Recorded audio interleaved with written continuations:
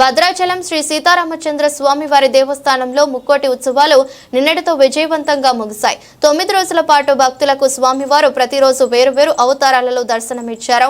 ఈ ఉత్సవాల సందర్భంగా ఆలయ పరిసరాలు భక్తులతో నిండిపోయాయి.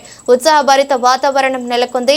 నేడు సాయంత్రం 5 గంటల నుంచి 8 గంటల వరకు గోదావరి నదిలో స్వామివారి తెప్పోత్సవం అంగరంగ వైభవంగా నిర్వహించనున్నారు. ఈ పర్వదినం సందర్భంగా గోదావరి నది ప్రత్యేకంగా అలంకరించబడింది. స్వామివారి విగ్రహాలను పుష్పాలతో అలంకరించిన తెప్పలపై ఉంచి నదిలో విహరింపజేస్తారు. ఈ దృశ్యం భక్తుల మనసులను ఆకట్టుకుంటుంది. భక్తుల రద్దీకి అనుగుణంగా ఆలయ అధికారులు విస్తృతమైన ఏర్పాట్లు చేశారు. భక్తులు స్వామివారి తెప్పోత్సవాన్ని సులభంగా వీక్షించేందుకు ప్రత్యేక ప్రదేశాలను సిద్ధం చేశారు. భద్రాచలం చేరుకున్న భక్తులు ఈ అరుదైన వేడుకను చూసేందుకు ఉత్సాహంగా ఎదురు చూస్తున్నారు. ఈ దర్శనానికి ప్రత్యేకమైన పవిత్రత ఉంది. ఇది భక్తుల చెంతకే స్వామివారు చేరుకుంటున్నట్లుగా భావించబడుతుంది. ఈ సందర్భంగా భక్తులు తమ కోరికలు తీరాలని స్వామిని ప్రార్థిస్తారు.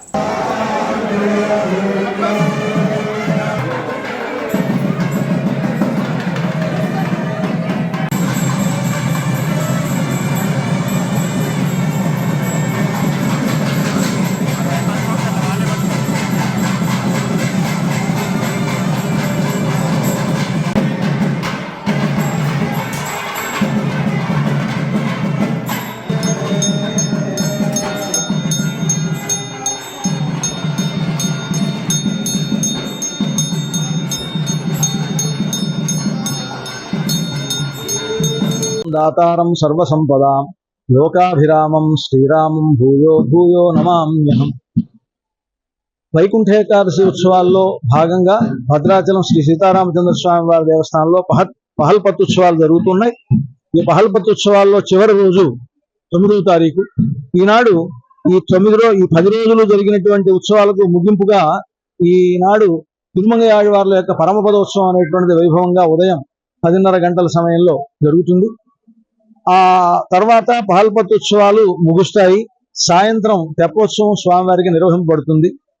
ఈ తెప్పోత్సవంలో గోదావరికి స్వామివారు ఏం చేస్తారు, అక్కడ హంసవాహనం పైన సీతారామ లక్ష్మణులు ముగ్గురు వేంచేసి ఆ తెప్పోత్సవాన్ని స్వీకరిస్తారు.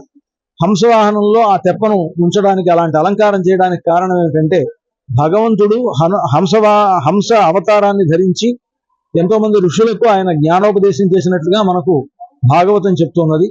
కనుక అలాంటి హంస వాహనారూఢుడై స్వామి రామచంద్రమూర్తి మనందరికీ దర్శనం ఇవ్వడం అంటే, హంసలో ఉండేటువంటి గొప్పతనం, పాలు నీళ్లు కలిసి ఉన్నప్పుడు దాంట్లో పాలను నీళ్లను విడిగా చూడగలిగినటువంటి ఒక గొప్ప శక్తి ఆ హంసకు ఉన్నది అని మనకు చెప్తారు.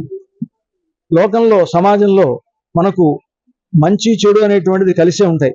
దీంట్లో మంచిని చెడుని మనం గుర్తించి మంచిని స్వీకరించి చెడును విడిచిపెట్టడం అనేటువంటిది ఈ హంసలో ఉండేటువంటి ఒక గొప్ప గుణముగా మన పెద్దలు చెప్తారు. కనుక గొప్ప సన్యాసుల్ని, జ్ఞానుల్ని పరమహంసలు అని పిలవడం కూడా ఉన్నది. కనుక అలాంటి హంసవాహనంలో రామచంద్రమూర్తి దర్శనం ఇవ్వడం, ఆ హంసవాహనంలో రాముడు ఉండగా మనం సేవించుకోవడం అనేటువంటిది మనకు గొప్ప జ్ఞాన ప్రకాశం కలుగుతుంది. రామచంద్రమూర్తి అనుగ్రహంతో సకల సంపదలు ఏర్పడతాయి. కనుక ఆ తెప్పోత్సవాన్ని సేవించి భక్తులు తరించవలసిందిగా అందరినీ ఆహ్వానిస్తూ ఉన్నాం. జై శ్రీరామ్.